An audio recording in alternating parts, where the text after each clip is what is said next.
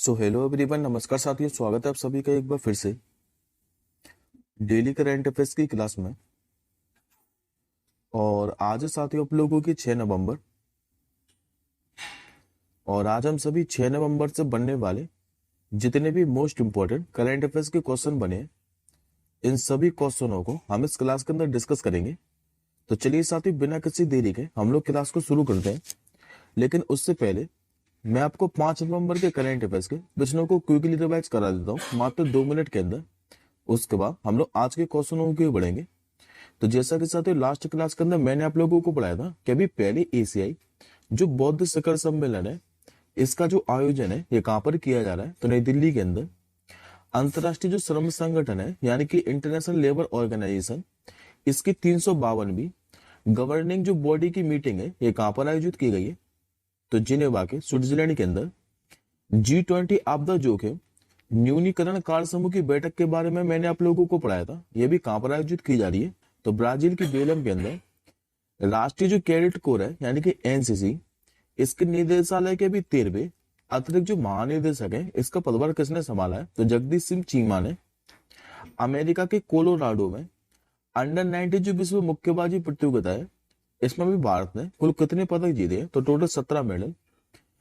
इसके बाद एक इंडेक्स पढ़ाई थी मैंने आपको, एआई तैयारी इंडेक्स 2023। इसमें भारत किस स्थान पर रहा था, तो 72वें स्थान पर। ब्रिटेन की जो कंजर्वेटिव पार्टी है, इसका भी नेतृत्व संभालने वाली जो पहली अश्वेत महिला है, ये कौन बनी थी, तो कैमी वेडेनोज, और ये नाइजीरिया मूल की है। विश्व सुनामी जागरूकता दिवस आपका हर साल कब मनाया था, तो 5 नवंबर को। अभी 3 टेस्ट मैचों की श्रृंखला में किस टीम ने भारत को 3-0 से हराया, तो ये हराया तो न्यूजीलैंड ने। और 76वें जो गणतंत्र दिवस समारोह है, इस पर जो मुख्य अतिथि है ये कौन होंगे, तो इंडोनेशिया के राष्ट्रपति प्रबोवो सुबियांतो। अब आज के साथ ही पहला क्वेश्चन देखिए। आज का आपके सामने पहला क्वेश्चन रहा कि हाल ही में जो रिद्धिमान शाह है, इन्होंने अभी किस खेल से संन्यास लेने की घोषणा कर दी है। आंसर हो जाएगा आपको ऑप्शन नंबर ए यानी कि क्रिकेट से। देखिए साथ ही भारतीय विकेट कीपर और जो बल्लेबाज है रिद्धिमान शाह, इन्होंने भी क्रिकेट के सभी फॉर्मेट से संन्यास लेने का ऐलान कर दिया है। और रिद्धिमान शाह की बात करें तो इन्होंने भारत के लिए 40 टेस्ट खेले हैं, इनमें से 3 तो शतक और 6 अर्धशतक भी शामिल है। और रिद्धिमान शाह रणजी ट्रॉफी में बंगाल की तरफ से क्या है कि अपना आखिरी मुकाबला खेलेंगे। अब एक बार साथ आप लोग एडिशनल इंफॉर्मेशन में देखें, इन खिलाड़ियों ने भी अभी हाल ही में संन्यास लेने की घोषणा कर दी है। एक बार आपको इनको मैं आपको जल्दी रिवीजन करा देता हूं। जैसे कि सुनील छेत्री का नाम अंतरराष्ट्रीय फुटबॉल से इन्होंने संन्यास की घोषणा कर दी है। रोहन बोपन्ना की बात करें तो महान टेनिस खिलाड़ी है, इन्होंने भी संन्यास लेने की घोषणा कर दी है।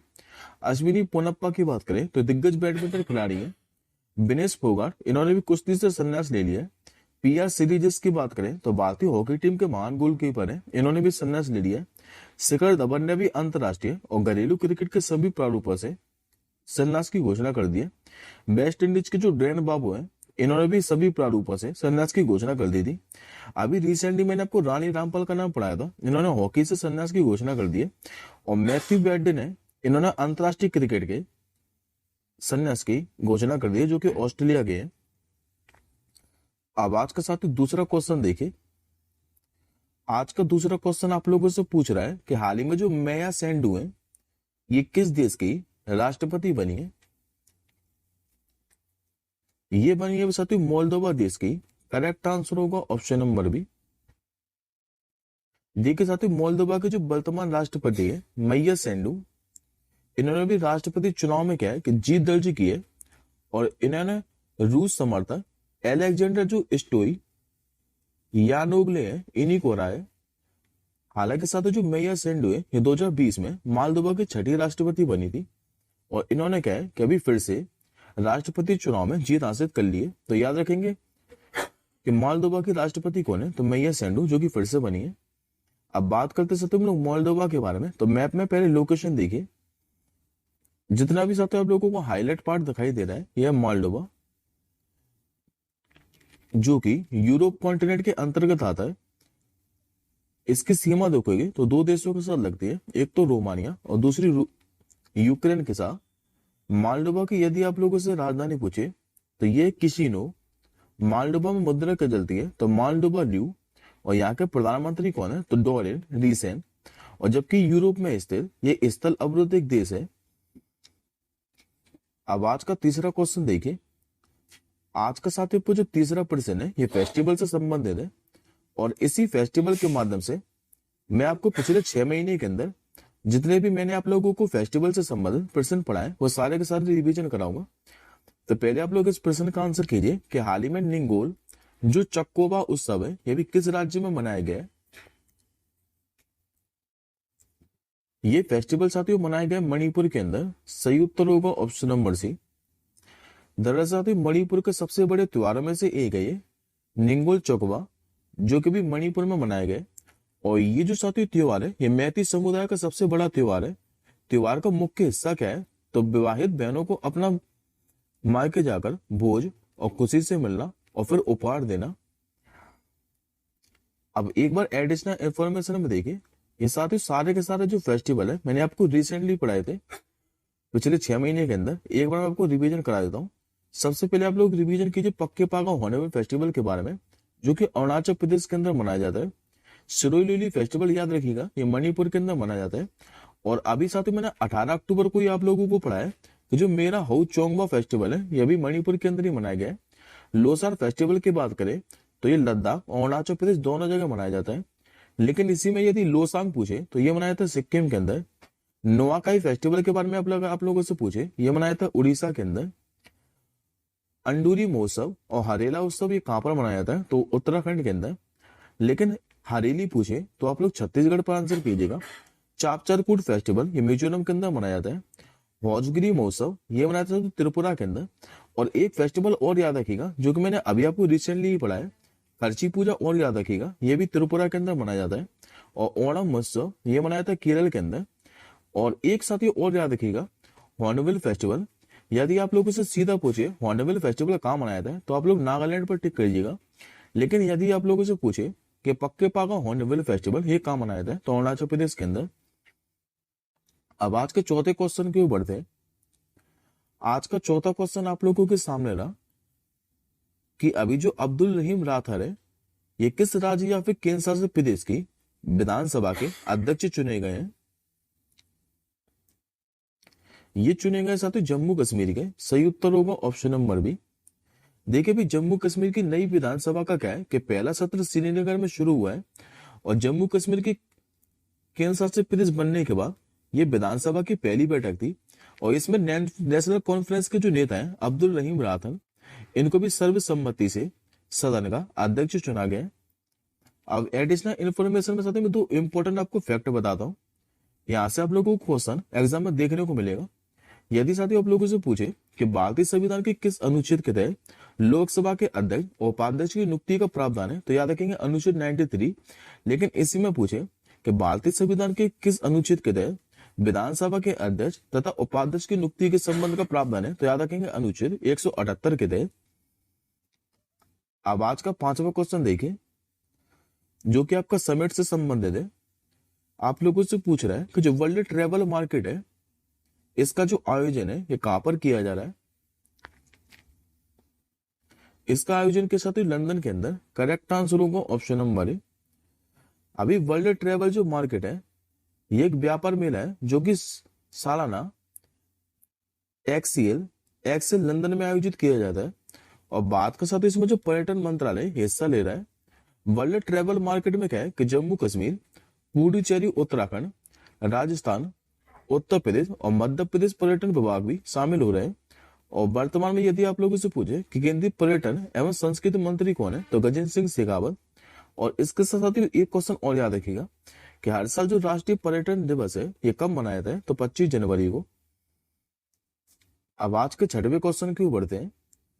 आज का 6वां क्वेश्चन आप लोगों से पूछ रहा है कि अभी जो माउंट लेवोटोबी लाकी है ज्वालामुखी, ये किस देश में है जिसमें अभी हाल ही में विस्फोट हुआ है, और इस कारण क्या है कि यहाँ पर 10 लोगों की मृत्यु हो गई है?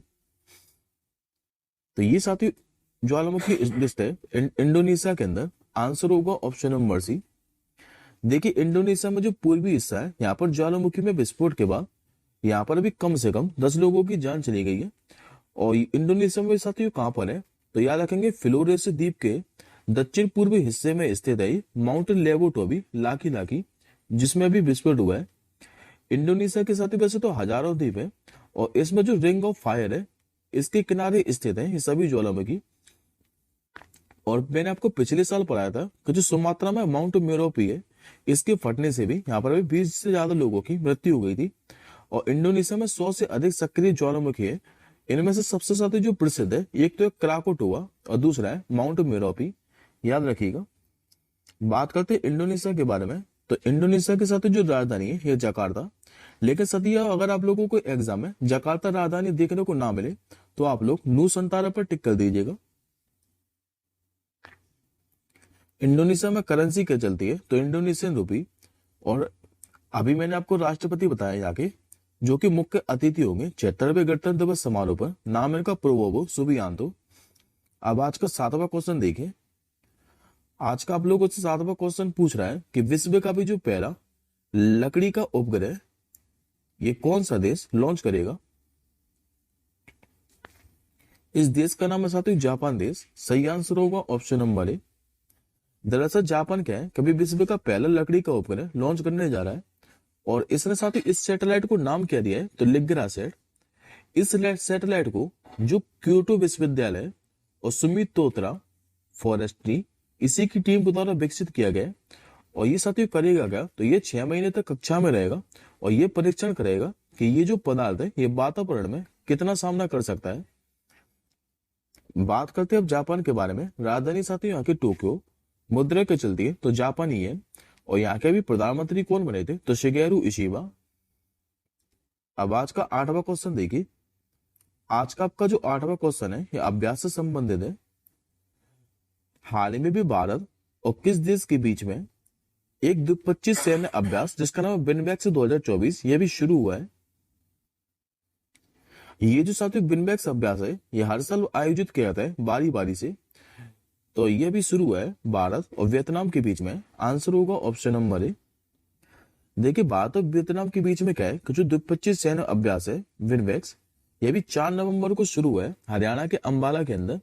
और इसका साथ ही जो आयोजन है ये 4 से लेकर 23 नवंबर तक किया जाएगा अंबाला और चंडी मंदिर के अंदर। हरियाणा का जो पंचकूला है यहाँ पर साथ ही जो चंडी मंदिर है यहाँ पर भारतीय सेना की पश्चिमी कमान का मुख्यालय है। और विनबैक्स 2024 की बात करें तो इस बार इसका 5वां संस्करण है, जबकि साथ ही इससे पहले वाला जो 4था संस्करण है 2030 में ये वियतनाम के अंदर आयोजित किया गया था। और भारत और वियतनाम के बीच में ये विनबैक्स अभ्यास जो है ये शुरू कब हुआ था, 2018 के अंदर। और सबसे पहले वाला संस्करण मध्य प्रदेश के जबलपुर में आयोजित किया गया था। अब आज का 9वां क्वेश्चन देखिए। आज का 9वां क्वेश्चन साथियों आप लोगों से पूछ रहा है कि अभी भागलपुर जिले के जो सुल्तानगंज रेलवे स्टेशन है इसका नाम बदलकर क्या कर दिया गया। तो अब इसका साथियों जो नया नाम है ये हो जाएगा अजगैबीनाथ धाम। करेक्ट आंसर होगा ऑप्शन नंबर ए। देखिए बिहार के जो उप मुख्यमंत्री हैं सम्राट चौधरी इन्होंने भी सोमवार को साथ ही घोषणा की है कि बिहार का जो भागलपुर जिला है यहाँ पर जो सुल्तानगंज रेलवे स्टेशन है अब इसका जो नया नाम है ये बदल कर क्या कर दिया जाएगा, तो अजगैबीनाथ धाम।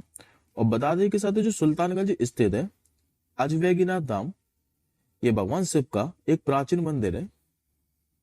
अब ये भी साथियों हाल फिलहाल में कुछ रेलवे स्टेशनों के नाम बदले गए, जैसे कि एक बार आप उनको रिवीजन कीजिए। जैसे कि अयोध्या रेलवे स्टेशन का नाम क्या कर दिया गया था 2030 में, तो Ayodhya Dham junction. Jhansi railway station का नाम क्या कर दिया गया है, तो Virangana Lakshmibai railway station. Faizabad railway station का नाम क्या कर दिया है, तो Ayodhya cantt railway station. Mughal Sarai railway station का नाम बदलकर क्या कर दिया गया था, पंडित दीनदयाल उपाध्याय जंक्शन। और मुगल सराय तहसील का भी नाम बदला गया था, इसका भी नाम कर दिया गया था पंडित दीनदयाल उपाध्याय तहसील। ये आज का साथियों आपका आखिरी क्वेश्चन है और जो कि इंपॉर्टेंट रहने वाला है, इस पे आप लोग स्टार मार्क कर लीजिए। आप लोगों से पूछ रहा है कि हाल ही में जो नागालैंड राज्य इसका भी जो 17वां जिला है ये किससे घोषित कर दिया गया। ये बनाया साथियों मैलूरी जिले को। करेक्ट आंसर होगा ऑप्शन नंबर ए। दरअसल राज्य सरकार ने क्या है कभी फेके जिले से अलग कर जो मैलूरी उपमंडल है इसको भी तत्काल प्रभाव से पूर्ण जिला बना दिया है। और जिससे ये क्या है कि नागालैंड का 17वां जिला बन गया है। और ये साथ जो मैलूरी है, यहाँ पर पोचुरी नागा जनजाति रहती है। बात करते हैं हम लोग नागालैंड के बारे में। तो पहले आप लोग मैप में लोकेशन देखिए नागालैंड की। नागालैंड के साथ जो सीमा है, ये भारत में 3 राज्यों के साथ लगती है। एक तो असम के साथ, दूसरी अपनी सीमा बनाता है मणिपुर के साथ, और तीसरी ये जो सीमा है ये अरुणाचल प्रदेश के साथ बनाता है। और अंतरराष्ट्रीय सीमा की बात करें इसकी, तो ये लगती है म्यांमार के साथ। और ये साथ जो जिला है, ये पहले एक बार आप लोग देखिए कि स्थित कहां पर है। ये मैलूरी जिला आपको साथ नीचे की ओर फेक जिला दिखाई दे रहा होगा, और इसी से अलग करके बनाया जा रहा है मैलूरी जिला, जो कि अब नागालैंड का 17वां जिला बनने वाला है। नागालैंड की राजधानी पूछे तो यह कोहिमा। ये आज का साथ आपको क्वेश्चन ऑफ द डे है, कभी किस राज्य सरकार ने इन्वेस्टमेंट जो प्रमोशन स्कीम है 2024 इसकी शुरुआत की है? इस प्रश्न का आंसर मुझे आप लोग कमेंट बॉक्स के अंदर बताइएगा। और इस क्लास के साथ जो पीडीएफ है ये आप सभी रिवीजन के लिए हमारे टेलीग्राम ग्रुप से प्राप्त कर सकते हैं। टेलीग्राम ग्रुप का जो लिंक है वो इस वीडियो के डिस्क्रिप्शन बॉक्स में है। तो टेलीग्राम ग्रुप से आप लोग जरूर जुड़ जाइएगा। अब हम जल्दी मिलेंगे अगली क्लास के साथ ही, तब तक के लिए जय हिंद, वंदे मातरम।